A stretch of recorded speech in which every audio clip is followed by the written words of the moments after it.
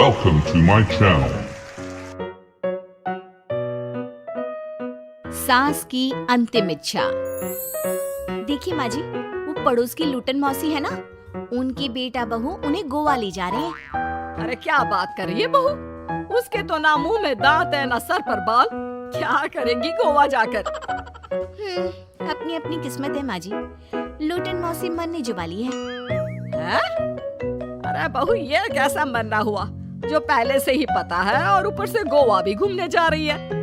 बोला ना माँ जी, अपनी अपनी किस्मत है। बात हुई थी मेरी लूटन मौसी की बहू से, बोल रही थी कि चलो दवाई में जो पैसा लगेगा वो गोवा में लगा देते हैं। सास को बहू की बात से पता नहीं क्यों नफरत की बदबू आ रही थी, लेकिन वो कुछ नहीं कहती और कमरे में जाकर लेट जाती है। क्या बात है, लूटन के तो मजे ही मजे हैं। वैसे आइडिया बुरा नहीं है, थोड़े से पैसे लगाओ और सीधा गोवा की सैर। मैं भी चलती हूँ गोवा। अगले रोज सास तय वक्त पर उठती नहीं। अरे देखो जी, माँ जी अब तक उठी नहीं।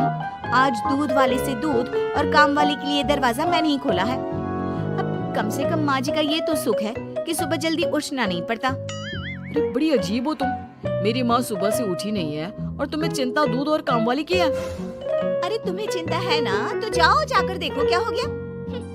वैसे मेरी किस्मत कहाँ लूटन मौसी की बहू जैसी। बेटी को माँ की चिंता होती है, वो सोचता है कि कहीं माँ की सांसें तो नहीं रुक गई और हमें पता ही नहीं चला। बेटा माँ के कमरे में जाता है और वहाँ जाकर, माँ क्या हो गया है तुम्हें?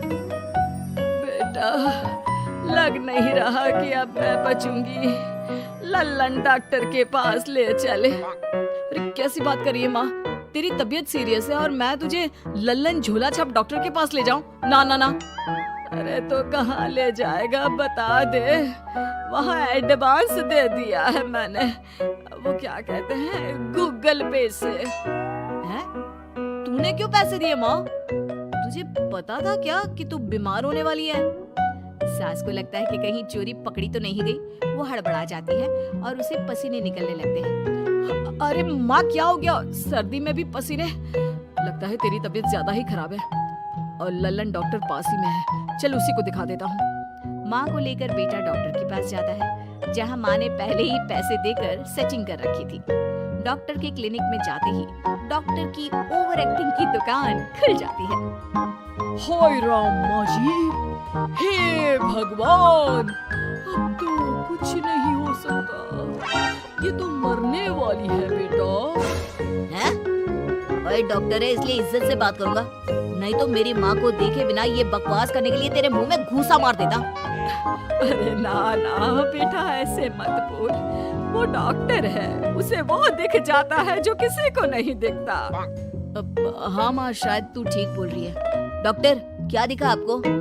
हमारे डॉक्टर जी, जिन्होंने पहले से ही माँ से बोलने के पैसे ले रखे थे। यमराज, काला भैंस, वो तुम्हारी माँ को ले जा रहा है, ले जाओ इन्हें। यार माँ, ये डॉक्टर ही है तांत्रिक, क्या क्या बोला जा रहा है? अरे बेटा, वो डॉक्टर है, उसे वो दिखता है जो किसी को नहीं दिखता। इनकी हर इच्छा पूरी करो, क्योंकि यम नहीं चाहते कि इनकी कोई भी इच्छा को अधूरी रखा जाए। निराश मन से बेटा माँ को लेकर घर आता है। माँ, आज से मैं ऑफिस नहीं जाऊंगा, चल तुझे वो झूले वाले पार्क में ले चलता हूँ, जहाँ तू पिताजी के साथ जाया करती थी। ठीक है बेटा चल, लेकिन साथ में वो बीड़ी का बंडल रख लेना, तेरे पिताजी वही झाड़ी में पिलाते थे मुझे। माँ कैसी बात कर रही हो? वैसे भी जीवन के 4 दिन बचे हैं और तुम। अरे देख बेटा, ना पिलानी तो ना पिला, लेकिन सुना ना तूने डॉक्टर ने क्या कहा कि मेरी कोई इच्छा खाली नहीं रहनी चाहिए। अरे वैसे बेटा 4 दिन की जिंदगी है, न जाने कब मौत आ जाए। माँ के मुंह से मौत का नाम सुनकर बेटा गंभीर हो जाता है, उसकी आंखें लाल हो जाती है। वो माँ का हाथ पकड़ लेता है। माँ को भी लगता है कि उसकी मौज मस्ती कहीं बेटे को डिप्रेशन में ना डाल दे। देख, लल्लन का फोन आया था, बोल रहा था कि हो सकता है मौत ना भी आए, पर इच्छा पूरी करके रख दे। जब जाऊंगी तब तृप्त होकर जाऊंगी, क्यों? तभी बहू की आवाज आती है, माँ जी आपकी फेवरेट गट्टे की सब्जी बनाई है। सास खाने के टेबल पर जैसे ही बैठने वाली होती है, बहू उनकी चेयर पीछे करती है और प्यार से बिठाती है। बहू शांत हो जाती है। वो माँ को बस देखती है और उनकी हर बात मानती है। रात को जब सास सोने जाती है तो, माँ जी मैं आपके पैर दबा देती हूँ। आज आप डॉक्टर के पास गई थी, थक गई होंगी ना। बहू का प्यार देखकर सास को हैरानी होती है। वो समझ नहीं पाती कि जो बहू उनके मरने को अपना भाग्य बताती थी, वो आज जब सास मरने वाली है तो दुखी क्यों हो रही है। क्या सोच रही है माँ जी? यही ना कि मैं ऐसा क्यों कर रही हूँ। माँ जी मैंने आपको हमेशा अपनी माँ माना है। माना आपसे नाराज होती थी, परेशान होती थी, आपकी बातें चुभती थी, लेकिन यकीन माने प्यार बहुत है आपसे मुझे। सास बहू को गले लगा लेती है। अरे तू क्यों मोह में डाल रही है? आज नहीं तो कल मुझे मरना ही है ना। बहू रोने लगती है और वहाँ से चली जाती है। अब तो सास आए दिन कोई ना कोई डिमांड करती जिसे बच्चे पूरा करते। मुझे ना वृंदावन जाना है, कृष्ण की नगरी देखने। जी माँ जी, हम आपको लेकर चलेंगे। माँ मैं कल ऑफिस से छुट्टी ले लेता हूँ। बेटा अब आए दिन छुट्टी लेता और माँ को घुमाता फिराता। एक दिन बॉस कहते हैं, रमन क्या बात है? मैं देख रहा हूँ पिछले 1 महीने से तुम ना काम करते हो ना धाम, बस सारा दिन इमोशनल से बैठे रहते हो। ऐसे में तो कंपनी तुमको और नहीं रख पाएगी। मैं खुद ही नौकरी छोड़ने की सोच रहा था बॉस। वो क्या है कि माँ का आज नहीं तो कल कभी भी देहांत हो सकता है। इतना कीमती समय मुझे तो पल पल उनके साथ रहना होगा। पता नहीं कब वो मुझे छोड़कर चली जाए। और बेटा नौकरी छोड़ देता है। माँ मैंने नौकरी छोड़ दी है, आज से मैं तेरे पास रहूंगा। माँ जी मैंने भी बच्चों का नाम स्कूल से कटवा दिया है। अब हम सब आपके पास ही रहेंगे और आपकी सारी इच्छा पूरी करेंगे। अब सास को लगता है ये तो कुछ ज्यादा ही हो गया। अरे बेटा नौकरी नहीं करेगा तो खाएगा क्या?